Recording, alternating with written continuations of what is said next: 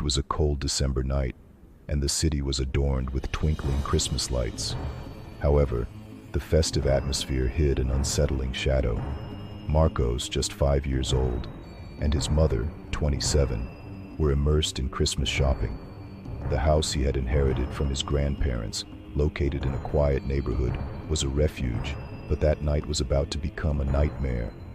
After a day of shopping, where laughter and treats were the norm, as they left the mall, they encountered a terrifying Santa Claus.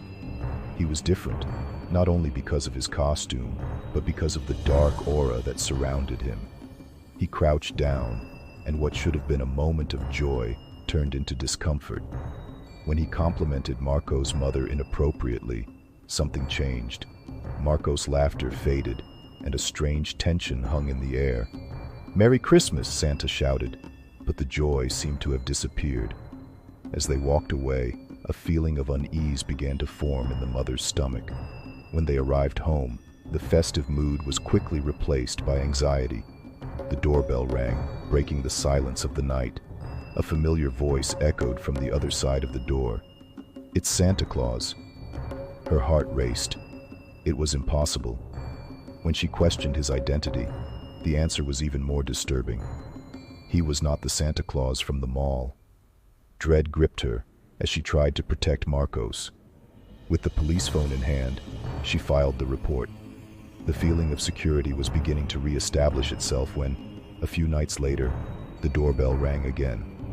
This time, Marcos was already asleep, and the horror set in. The darkness seemed denser, and the silence more oppressive. She never went downstairs that night. When she finally ventured outside the next day, she found a note taped to the door. "I'll be blunt. I'm sure you can guess who I am." The coldly printed text revealed the obsession of a stranger. The connection he mentioned was a distorted echo of an interaction that had become a trap.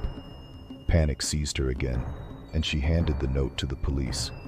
The detective assured her that the so-called Santa Claus would not bother her again. But what had begun as a Christmas celebration turned into a nightmare where Marcos's innocence mixed with the darkness that lurked in the shadows, waiting for the right moment to strike.